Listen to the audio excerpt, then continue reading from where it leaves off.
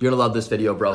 Check this out. We're making a video right now on my main channel about black pillars. Maybe you've heard of some of these guys like Wheat Waffles. They basically have this mindset that your entire life success, not just your dating life, but all aspects of your life will simply come down to only one thing, and that's how attractive you are. And if you're unattractive because you're fat, you're bald, you're short, you're genetically just ugly, whatever, you're screwed. No hope for you. You're done. Go move to Asia. Go... because you're not going to have a successful life at all. This is like seriously their mindset. You'll see in the video coming up. It'll get dropped either tomorrow or sometime this week. But what's interesting is all these guys say the same thing, that height is so utterly attractive. If you're not tall, go move to some country where there's shorter girls. You're not, because no girls will take you seriously and your life's just over. Your nose will take you seriously, blah, blah, blah. Now, we obviously know height does matter significantly because of evolution. Women and men as well, to a certain level, have an ingrained preference for taller men. And I don't mean like men as a preference of like dating. I mean men in terms of like we associate taller people, and so do women. Be more masculine, be more dominant, and be more aggressive. And women have this ingrained evolutionary preference for taller men because taller men statistically had a higher chance to win a fight, to protect their tribe, to protect their mate, to defend them. So they, of course, prefer them through evolution. The people who preferred shorter men didn't make it. Those preferences died off. This is pretty obvious stuff, right? You already know this. But what you might not know is there's a way to change your height, to become taller, without actually changing your height or becoming taller. I recently finished a book, one of the best books I've ever read in my life, called Influence by R.C. Robert Kiyosaki. And the craziest thing they talk about in this book is the power of authority figures. So we've been taught at a very, very young age, listen to your teacher, trust the doctor, call the police officer. And also from an evolutionary perspective, when you obeyed someone in authority, the king, the prince, the knight, the ward, you had a much higher chance of surviving. So we've also ingrained in us through evolution to obey people who are an authority or in authority. When a government official comes in, we obey them right away.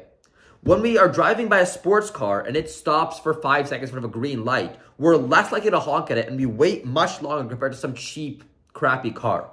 When someone walks in with a badge from Harvard, some Ivy League school, we take them way more seriously. You might not be knowing this consciously, but we simply assume all these positive characteristics and trust people who are in authority. People with the words doctor, MD, they have college degrees. We associate these people in a much more favorable light. And, this book goes a lot of this topic for business and personal success, but they quickly brushed on one thing, which I want to share with you. And that was the study done. Because like I mentioned before, that we trust authority figures. We put them in a more positive light. Similar to the halo effect, we associate positive people with positive things with attractive people. We associate positive characteristics with people of authority. They did a study where they had a whole bunch of grad students from one college, and they broke them up into different sections depending on what class they were in. So some people were in this class, some were in this class, blah, blah, blah, blah. They had 4 sections of these grad students. And they gave a lecture to each one of these groups of students. But they changed the title of the person actually giving the lecture. So the first group of people, they said, hey guys, this student from another school is coming in. He's going to give a lecture. Give a lecture. The other group of students, it was, hey guys, this research assistant from this other school is coming in and give a lecture. The second group of kids give a lecture too. Third group of kids said, hey guys, this esteemed lecturer is coming in to give a presentation. And the last group, they said, this professor, esteemed professor from another college is coming in to give a lecture. Same lecture, same person, went the exact same way for all of the students. And the next day, they get asked all the students one simple question. Write down, how tall was the person that came in yesterday? The students that had the student from the other college estimated 5'10". The people who had, the students who had the research assistant estimated 5'10 and a half. The lecturer that came in, the students estimated 5'11". And finally, the esteemed professor got 5'11 and a half. We associate people who are an authority figure to be taller than people who are not authority figures. This is the same reason why you ask people, how tall is Joe Rogan? 6 foot, 6'1"? He's actually not. He's much shorter than that. Tom Cruise, who we all know is very short, he's an actor in Hollywood. People will so estimate his height to be taller than what it actually is by seeing him in all these movies. So the moral of this whole video, if you want to be taller, become an authority figure. When people say your name, they add multimillionaire before it, billionaire before it, CEO before it, doctor before it. They say your name, you're a YouTuber with 10 million subscribers. You're a huge TikToker, whatever the case may be. When you're not just you're not, what's her name? Arjun. You're Arjun who pulls up in a Lambo. Authority figure. You're Arjun who went to Harvard.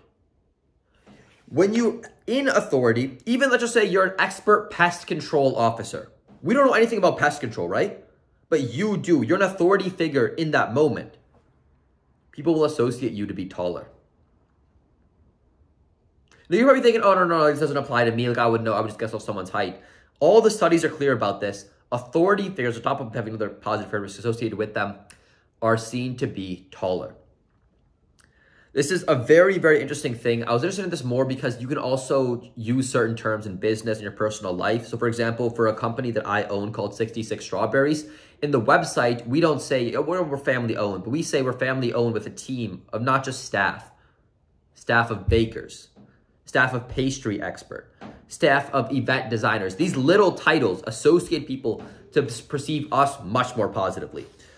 So the same thing in your life. If you are a short guy or you just want to have more positive characteristics associated with you, bring out your authority symbols, bring out that you are an authority figure, and put all of this stuff out there. All right, I hope you enjoyed this video, took some value away from it. Wishing you the best, and stay tuned for that video on black pillars coming out soon. Talk to you tomorrow, bro.